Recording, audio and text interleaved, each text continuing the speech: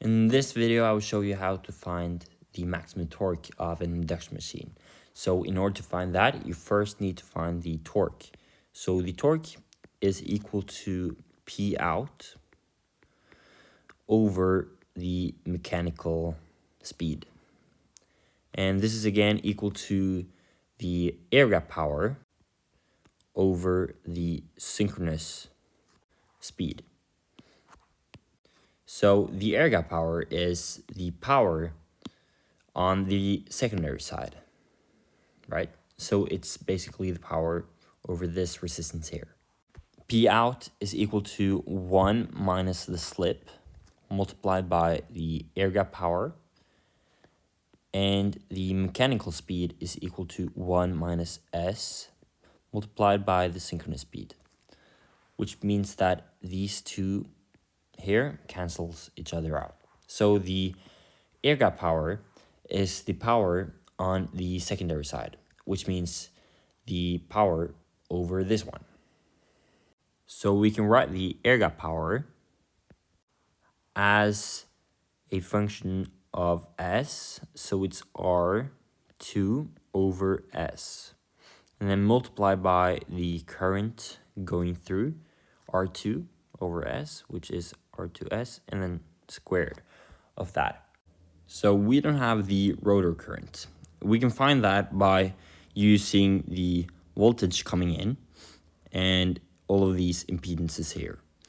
So if we just find the Thevenin equivalent of this part of the circuit, the primary side plus the magnetization, we can use this to find I2. So I'll show you what I mean. This circuit will therefore be the same as this one.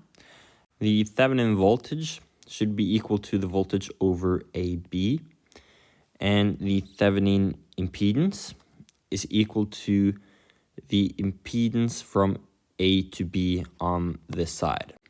Then later, when we want to find the I2, the rotor current, we just take the voltage Thevenin divided by all of these impedances here. So when we want to find the voltage over AB, or the Thevenin voltage, we can just ignore the secondary part. And this should be equivalent to the voltage over this inductor here. So in order to find this voltage, we can take the XM divided by the total resistance or impedance and multiply by V. So if we do that, so we have XM then divided by R1 plus J X1 plus XM. Yeah, and this is the Thevenin voltage. So we have the total resistance in the denominator, and we also need to multiply by V. So now we want to find the total resistance viewed from A and B.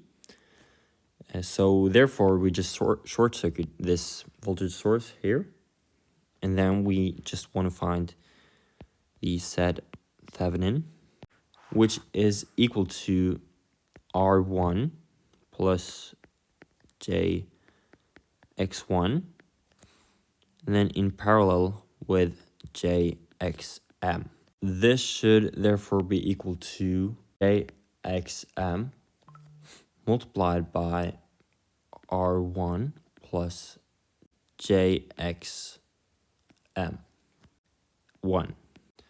Now if we write this one out, we get that it's equal to JXM multiplied by R1 plus JX1. And then this one over the sum of these two. And in the denominator, we get the sum of these impedances. So it's plus J X1 plus XM. So now we have this equivalent circuit, and we just want to split the impedance, Thevenin impedance, into these two. So we can just do that. So now we need to multiply by the complex conjugate in the denominator and the numerator. So we just write here. Then the complex conjugate is just minus instead of plus on the imaginary side. If we write this one out, we would get this one. So now we have the real value on this side and the imaginary value on this side, and the denominator is real as well. So this should be equal to R Thevenin plus JX Thevenin. So therefore, R Thevenin is equal to R1 multiplied by XM squared over R1 squared plus X1 XM squared. We know that R1 is usually a lot smaller than XM, which means that we can just cancel this one out. And we'd get that this is equal to R1 multiplied by XM over X1 plus XM, and then this one squared. The Thevenin reactance is equal to, so it's XM R1 squared plus X1 XM X1 plus XM, right? Over R1 squared plus X1 X plus XM, and then squared. So we know that R1 is really small compared to the others, so we can just cancel these two out. And X1 is small compared to XM, so we can just cancel that one out as well. And then we can also cancel this one out, which leaves us with X. Yeah, I can just write it out. So we have X1 XM squared over XM squared. So these two also cancels each other out. So the Thevenin reactance is therefore equal to X1. Now we're able to find the I2, or the rotor current. So I2 is equal to the Thevenin voltage over the total resistance. So it's R Thevenin plus J X Thevenin plus R2 2 over S plus J X2. So we need the square of the current.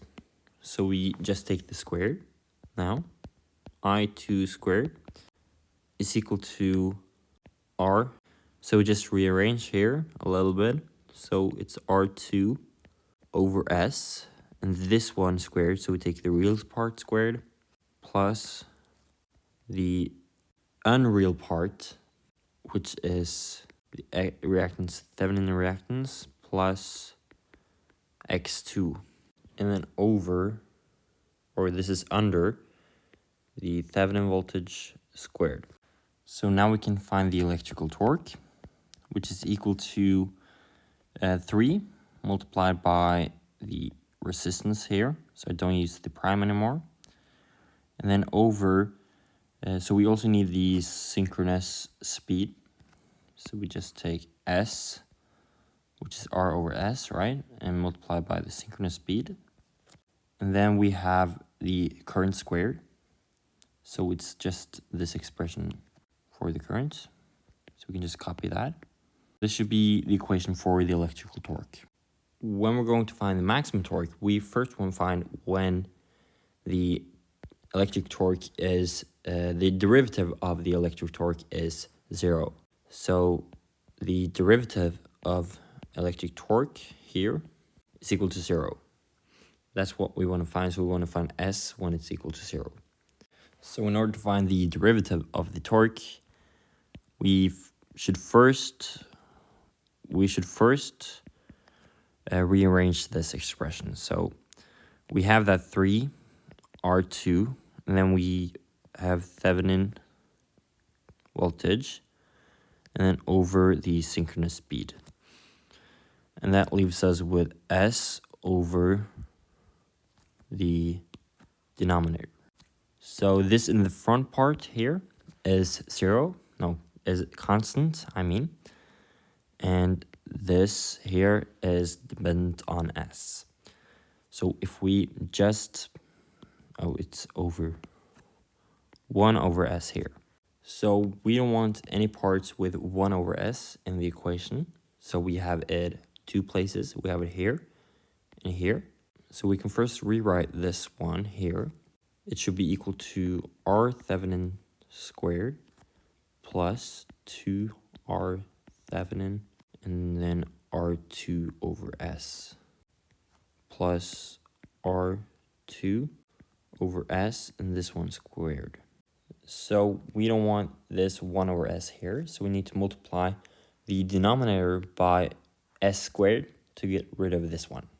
Now I see that I forgot to square this part the whole time, like this.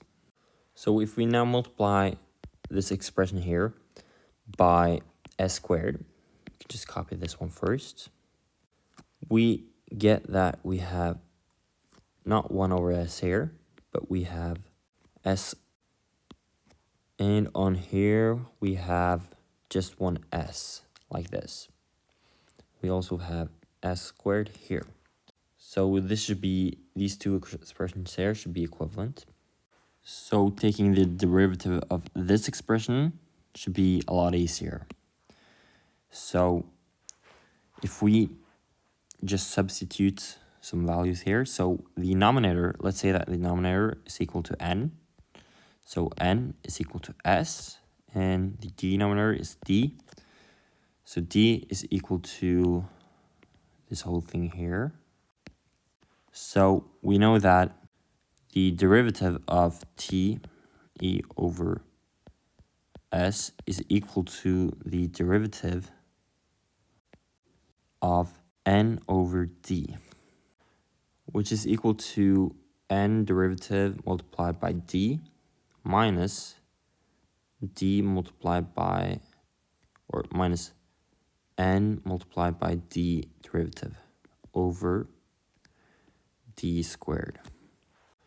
And this is again equal to 0, which means that we can just ignore this d squared here, and we get that n derivative multiplied by d minus n d derivative is equal to 0. So we just need to find n derivative and d derivative. So n derivative is pretty easy. It's just 1. D derivative is equal to, so if we first take the derivative of the first part here, we get that it's 2 multiplied by rt Thevenin s plus r2. And then we also need to multiply by the derivative of this expression, which is just r Thevenin.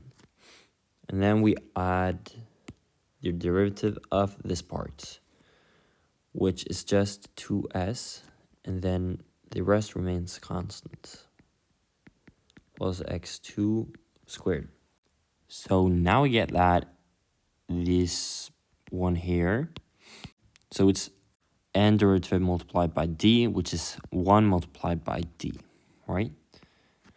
And then we have minus s, right, multiplied by this part here. And this should be equal to 0. I don't think you get that much out of watching me solve this, so I just write the solution. So s is equal to plus minus, then we have r2 in the denominator, then we have r Thevenin squared plus x Thevenin plus x2, and this one squared, then the square root of this part. So the maximum torque would just be this expression for s and this equation for TE. So we just put in for s.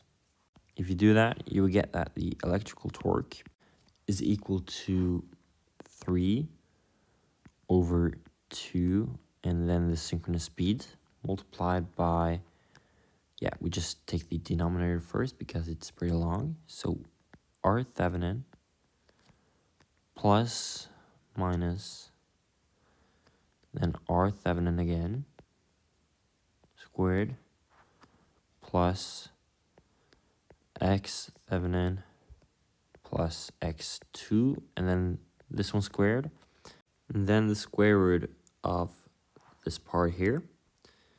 And then we have the Thevenin voltage squared. So this would be the maximum torque here. So if you just take a plus sign here instead of minus. And this is everything that we did in this video.